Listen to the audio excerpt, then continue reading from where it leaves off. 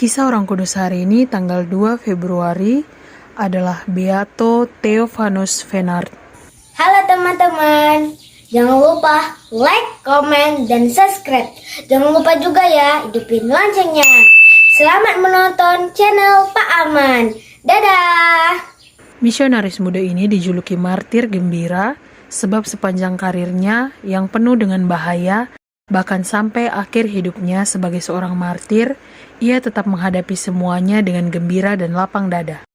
Theophan lahir pada tahun 1829 di Prancis di sebuah keluarga Katolik yang saleh. Semenjak muda, ia suka membaca majalah misi yang dikeluarkan oleh Serikat Kepausan untuk penyebaran iman.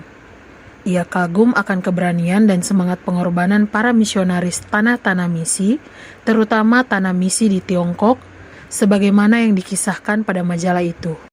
Sejak itu, hasrat hatinya untuk menjadi misionaris mulai bersemi.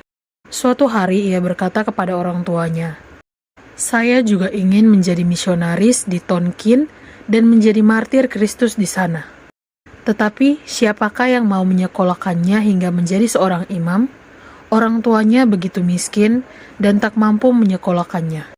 Tetapi rahmat Tuhan menyertainya. Pastor parokinya rela membantu untuk menyekolahkan dia. Mula-mula ia belajar di pastoran dan kemudian pindah ke seminari. Akhirnya pada tahun 1852, dalam usianya yang ke-23 tahun ia ditabiskan menjadi imam. 3 hari sesudah ditabiskan, ia bersiap-siap untuk berangkat ke Tonkin sebagai misionaris. Ia tidak sempat lagi bertemu dengan semua orang yang dikasihinya, yaitu orang tuanya, sanak saudara, dan sahabat kenalannya. Oleh karena itu, ia menulis surat perpisahan kepada mereka dari Paris. Lebih dari setahun, ia berada di Hong Kong untuk mempelajari bahasa setempat. Dari Hong Kong, ia secara gelap menyusup ke Tonkin karena penguasa setempat tidak memperkenankan orang-orang asing, termasuk para misionaris, berkarya di sana, meskipun jumlah umat Katolik sudah cukup banyak. Dalam keadaan itu, tindakan nekat Theophan sungguh berbahaya bagi dirinya. Namun ia sendiri merasa tidak ada masalah dan tetap bergembira. Kepada seorang sahabat, ia menulis, "Hiduplah kegembiraan. Tentu engkau tahu semboyan Santa Teresia, yaitu apa saja yang terjadi atas dirimu, janganlah bersusah hati, janganlah takut dan gelisah, karena pada akhirnya segala sesuatu akan lenyap dan hanya Tuhanlah yang tetap." 7 tahun lamanya Theophan bekerja di Tonkin secara sembunyi-sembunyi. Ia melayani umat dengan sakramen-sakramen, mengajarkan agama, dan meneguhkan hati mereka. Waktu-waktu luangnya ia manfaatkan untuk menyalin seluruh perjanjian baru ke dalam bahasa Annam. Lama-kelamaan kehadirannya diketahui juga oleh laporan seorang yang mengetahui dengan baik kegiatan-kegiatannya.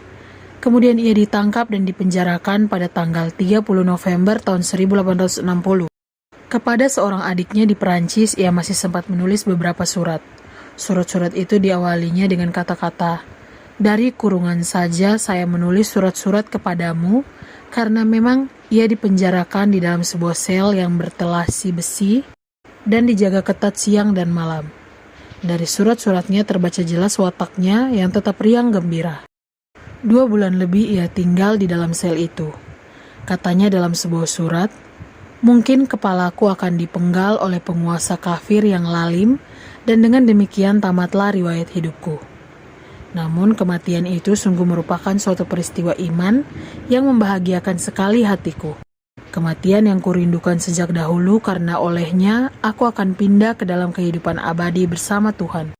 Pada tanggal 2 Februari tahun 1861, ia dipenggal kepalanya karena iman akan Kristus dan kecintaannya yang luar biasa pada umatnya.